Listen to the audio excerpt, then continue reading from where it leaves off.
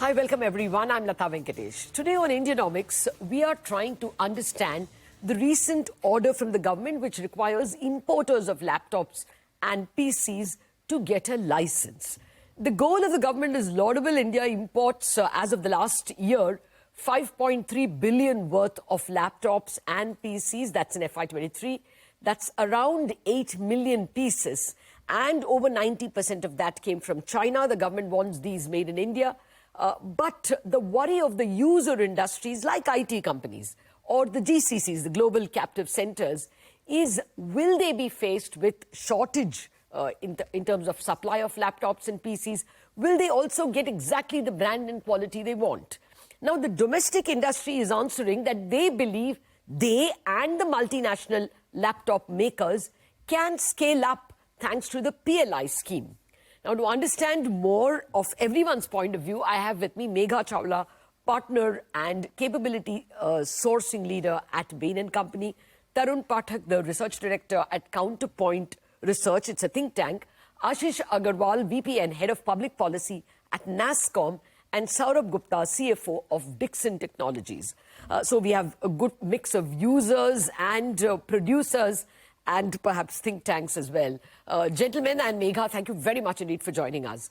Let me start with NASSCOM because, Ashish, you all represent one of the largest user industries. Everyone uses laptops and PCs, but your constituency would be the single largest buyer. Were you all consulted? What are your misgivings, if any? So frankly, this came in as a bit of a surprise, and typically, an import cycle for a company with this license requirement. So what it does is that now it's in the restricted category. We fear that the import cycle could go to something between 3 to 5 months from the time a company decides and starts negotiating to getting that item imported. So that itself is a big stretch, 3 to 5 months, assuming everything gets imported. The one big area of concern is also, a lot of the industry is in the special economic zones, and these are STPI units also. Now, we know for a fact that under the STPI framework and also the SEZ rules, which is, for STPI, the foreign trade policy, there should be no requirement for this notification to be applicable for STPI units and the SEZs. Now, but when we are talking to the local authorities, whether it's the STPI authorities or the custom authorities on the ground or the development commissioners, we are not getting a consistent view on that. So while the law in our mind is clear, it may lead to different interpretations on the ground, and that could impact a certain part of the industry.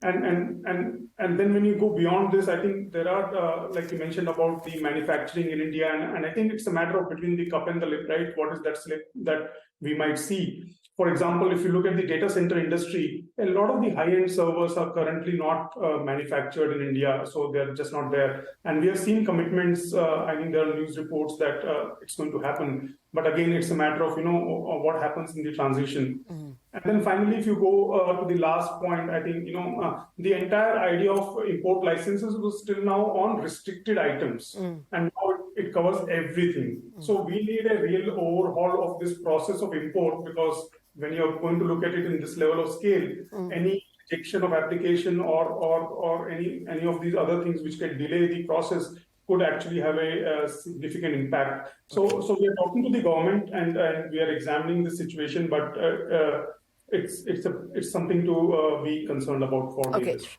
Let me just quickly get two more things corrected. Clarified. When you say STPs, software parks and SEZs, at the moment, are they manufacturing or assembling enough laptops and PCs? If this is clarified, will it be a big relief? So I'm not even talking about manufacturing. I'm talking about the units who are operating in a special economic zone and STPIs who are importing laptops and units. Or whether it's applicable to them. Yeah, so right now, as per our understanding of foreign trade policy and the SEZ rules, this notification does not apply to them. But the ground authorities are having different views. Okay. So that's one area of clarification. Okay. Yeah. Well, I'll need a lot more clarification from you all. Just one more thing, Saurabh.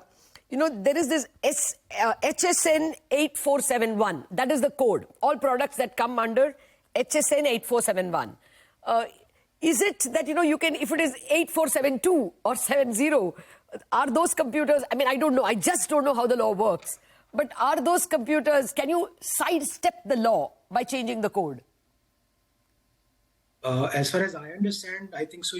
That 8471 code that you're talking about, HSN code, is quite comprehensive, and one can't change it and get those laptops and tablets in some other category. Of course, yeah, there will be some kind of relaxation, which I think government will give even post November 1 till the time the capacities come in. Okay. But my sense is those other codes should not. Okay. Really... I was just thinking with a devious legal mind whether there is some, leeway. Megha, now to come to you, since you have helped set up a lot of global captive centers. For those of you who are not familiar with this abbreviation, global captive centers have become global capability centers. You must have just heard a lot of the large banks, NatWest, Lloyd, Citi, Morgan, all of them setting up large institutions in India so that the middle office work of their parent, including, not just software, but risk, compliance, analytics, so much of the middle office is moving to India. Now, Megha, are your clients worried?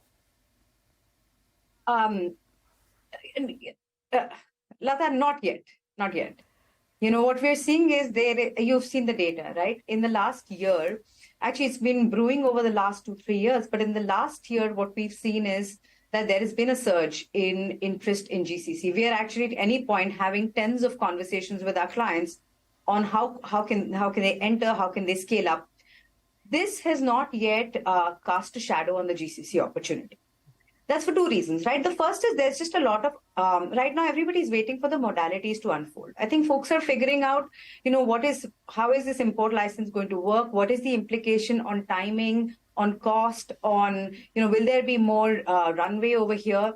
So that's number one. The second one is, folks do realize that this is going to impact ease of doing business. But if you look at how customers are making decisions on India and GCC, they're looking at 5 or 6 big criteria, right? They're looking at, geopolitical certainty, economic certainty, talent pool availability, depth, stability, cost of living. They look at infrastructure, and then finally they look at ease of doing business. Your laptops are one component of your cost and one component of your ease of doing business. By no means trivial, it's important, but there's a one-time cost. The only thing I'm trying to say is what our clients are seeing, the way they're looking at these decisions, these are long-term decisions. They're looking at the capability and cost advantage that they're going to have over the, over a undefined period. Yes. This was 10, 15 years. So does this create noise, confusion? Absolutely. Does this create uncertainty and reluctance on GCCs? We're not seeing that yet. Having said that, we are waiting that over the next 2-3 months, things are going to unfold, and it'll all see, we would expect that the modalities here are keeping in mind the sheer impact on business, on the consumer, and hence are actually easing the pain while, taking into account all other considerations that have been behind this ruling. Okay. Now, fair point. I'm just asking the first 2 questions to Megha and to Ashish from NASSCOM, simply because we must remember on a macro level, software exports, services exports, software and non-software services exports have greatly bailed India out. We are almost a current account balanced country in FY23, or at least the last quarter of FY23, simply because services exports have grown so much. And if that is crucially dependent on electronic goods like computers, we better be worried even on a macro level. We cannot afford to disturb those numbers. Tarun, will we disturb those numbers? Incidentally, Counterpoint Research is the database and the think tank, go-to think tank for this. Do you think, what is your sense in terms of what is the ask of imports? I'm told 5.3 billion was the last year, FY23. Can this get seriously disrupted if import licenses are needed? Thank you, Lata. So let me break this in terms of numbers. So if we put together the entire category as of now, we talk about laptop PCs, about $8 billion. You add tablets on top of it, then another 1 billion, and then servers, another 2 billion. So now what is happening is we are largely dependent on imports on this category. So if you say, so one is assembling, which is only 35% as of now. And one is import of the components that goes as high as 90%, right? There is hardly any localization of the component that is happening. So if you go into this PLI 2.0, you have this set of the different components that are aimed to localize and that you need to do it mandatory one per year, which shows that there is a clear-cut implication on the localization of some of the components that goes into this. Another interesting point here is we are talking about semiconductors on a whole in India, right? And the value of the semiconductor that goes into these categories is even higher. I'm talking about per unit value. So that will be very interesting to keep an eye on how we can reduce the trade deficit and localize some of these numbers. That's a different point, Tarun. Semiconductors is a different vertical. At the moment, I think what the government is trying to do is get the laptops assembled here. Like we have succeeded with phones, the hope is that that's why the PLI is announced. So I'll just come back to you in a minute. Let me get Saurabh on this. There is a grand PLI scheme announced, 17,000 crore of subsidies. The last date is August 31st. We are given to understand there are 44 people who have put their hat in the ring so far. I don't know if my numbers are right. You tell me. If the licenses are given or if the PLI is cleared very quickly, do you think that a shortage is not at all on the anvil, Saurabh? Yeah, so Lata, you're absolutely right. I think so. The response to the PLI has been very encouraging. There should be 40 to 44 players, and the last date is 31st August, and the government should give the approvals in say next 30 to 45 days. My sense is post November 1, the government is actually presently today is engaging with the industry, with the brand owners, with the EMS players. My sense is even after post November 1, they will give licenses to the industry so that there are no shortages. Because they also realize that for any EMS player or for a brand player to set up a manufacturing capacity of a large order will take 6 to 8 months to ramp up and stabilize and reach to a level of first level of manufacturing, which is basically the final assembly and the PCBA. And then the next piece of backward integration follows in the years after. So my sense is the only meaningful revenues on purely India manufacturing should start to happen from next financial year. This year, even after 1st November, I think so government will give those licenses so that the brand owners can continue to import and there are no shortages to that effect. Okay. Very quickly, Saurabh, is this like a great time for people like you all and others who are looking to have joint ventures with the Dells and the Acers of the world? Should we see a burst of these kinds of JVs? Yeah. So Lata, we are already manufacturing for Acer. And we have been manufacturing for the last 18 months now. Yes. So our volumes in Acer will now go up. And we are also in discussion with a very large global brand who has a very large market share globally as well as in India. And hopefully we should be able to conclude with them in the next 4 to 6 weeks. And we should be able to set up those capacities in the next 6 to 7 months.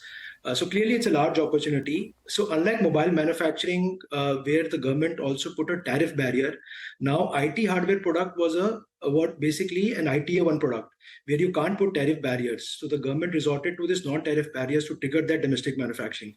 So overall, I think so it's a large opportunity for India and also for players like us. Okay.